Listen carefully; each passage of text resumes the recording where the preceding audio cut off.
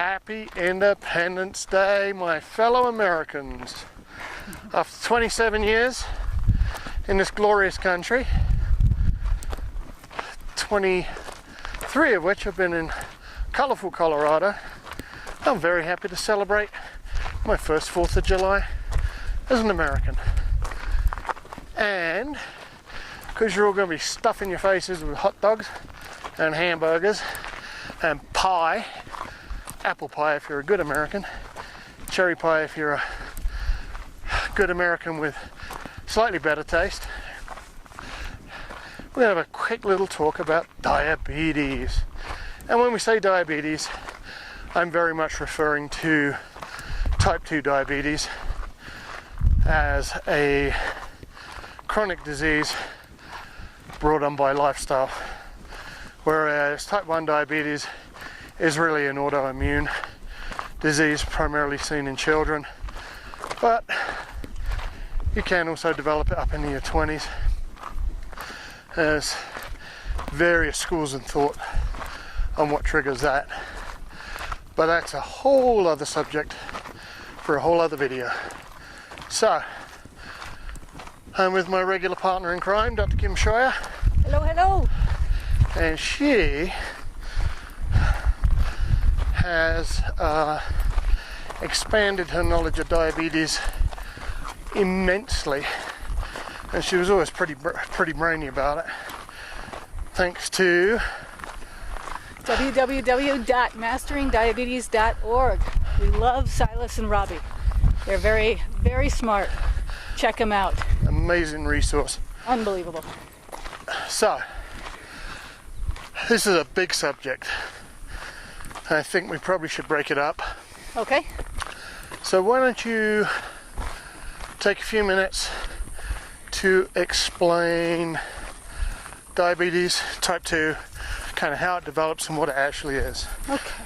As a nurse, I was basically taught and understood you smash your system with bad food, especially processed food and sweets, processed sugars.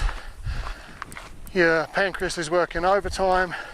The harder it works for longer, it gets less efficient. In the end, it just can't cope with producing the amounts of insulin needed. And you start to see sugars going up in your blood. That then cause all of the litany of problems we see from that. Where am I wrong? Well, you, so like wrong. I, so wrong. Was taught. Were taught. We were. Both of us were taught that diabetes is a sugar issue. And so a lot of people think it's just too much sugar in the blood, which is part of diabetes, but it is not really the root cause of diabetes. Could we say that's the main symptom of diabetes? It could be a symptom of diabetes, exactly. So diabetes is really, type 2 diabetes is really caused by insulin resistance. And insulin is the key that opens the door that lets the sugar in your bloodstream that you eat get into the muscles and the cells that need sugar to work. So every cell in the body needs sugar. So we need insulin. Well, we need insulin and we need sugar, okay? And so type 1 diabetes is you don't have insulin. You don't have the key to open the door. Okay. So that's why those guys need to inject insulin. But they also can have an insulin resistance, which is type 2 diabetes, which is we have plenty of keys, but they can't open the door because there's something gumming up the lock. So what's gumming up the lock and sugar. Causing resistance? No. It is intramyocellular fat. So it's fat inside the cells. Tell me I got a fatty pancreas?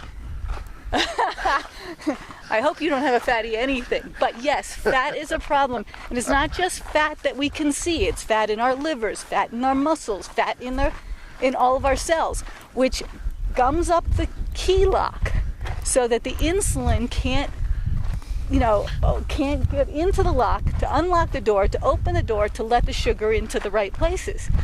And so the symptom is then your sugar gets high in your bloodstream. Okay. But the treatment is not decreasing your sugar level. That helps. We don't want you eating simple sugars, though. Correct.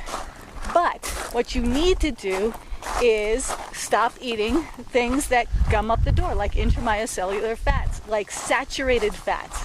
And so the number one cause of insulin in this country is not fruit. It is not carbohydrates, especially complex carbohydrates. Candy bars? It's not candy bars, although you do not want to eat candy bars when you have diabetes.